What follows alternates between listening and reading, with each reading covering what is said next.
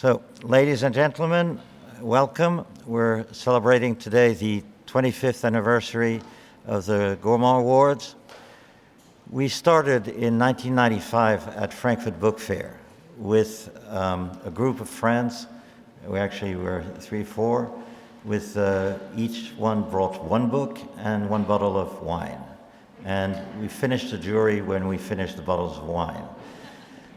For about 6-7 years, we gave awards to the books that were published the same year, and now we give awards to the next year.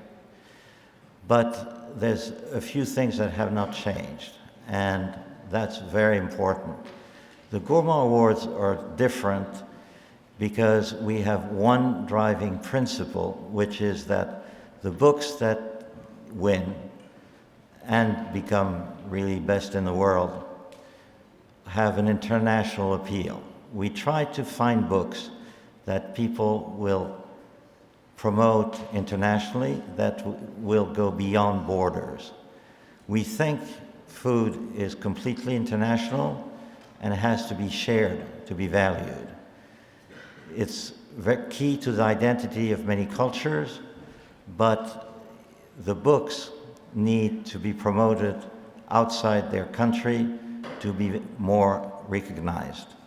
This has been our mission, to help people, the authors, the publishers, the photographers, the designers, the printers, everybody who works on books, to be promoted internationally. We give the awards to the books, not to one specific person, even though there's usually one person who signs the book, who gets on the stage and so on. But a book is always a team. There's always at least an author, publisher, photographer. Sometimes there's 50 people working on one book. So it's a team. Over the years, one of the really fantastic things that happened is that we realized that the best in the world are usually outstanding people. We have met the most wonderful, nice friends through these awards. And actually, we're really thankful for the people we have met. So slowly, what's evolved is a second fact. The first one is international, and it's very objective. We try to see if a book has international potential. But through the years, we found that the really best in the world all share one thing. Their books have a spirit, or a soul, if you want. It's an object, but you can feel, and I really can feel, the people through the book. When I see a book today, because of experience of having seen hundreds of thousands, probably 200,000 or 300,000 good books. I throw away the bad ones, but I have seen over 25 years, really 200,000 good books. Well, I feel if a book is good after looking at the book for 30 seconds. And it's difficult to explain, but I feel there's a spirit in the book. It's something very important for me. There's some authors who have seen me do it, but I feel it. And this is difficult to explain, but to be a best in the world, I have to have that feeling. So many people who are here, their books touched me in a way that is difficult to explain, but it touches me deeply. And this is why some people that I've met after the book, when I meet them, I'm surprised by the person, but I feel I understand more of their soul. Most authors of good books put their heart and soul in their book. It's really touching. So there's two aspects to the best in the world. One is the international aspect, and the other is this spirit, if you want. That's very important. Of course, our mission is to help the authors and the publishers in every way we can to build a network. We have created what we call the Gourmand family, It's not my creation, actually. The words were actually invented by Marlene Spieler, who's here. And slowly over the years, we have developed that family.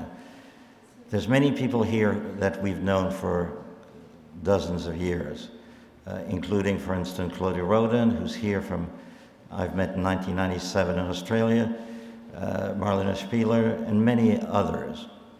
Actually, when we did the 20 years event, 5 years ago, it was 6 years ago because of the pandemic, we did it at Frankfurt Book Fair, where we started.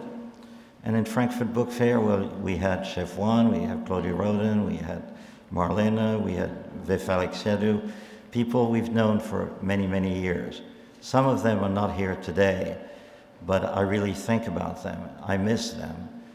I know they miss being here. Because of the pandemic, we probably have half of the people we would have had if there was no pandemic and people could travel.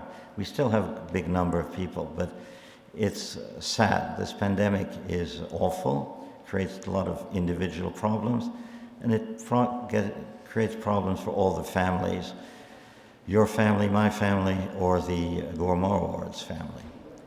So I would say that the best in the world are really a number of things. First, it's the book, then it's the people, and then it's the group meeting. We have to have these group meetings from time to time. Normally we have them once a year. In 2022, we're going to have more meetings. We plan, at least, depending on the pandemic, of course, but we're planning to increase a rhythm of meetings. We will have one probably in the beginning of the year, probably in Europe, to make it easier for everybody, probably in May, first week of June.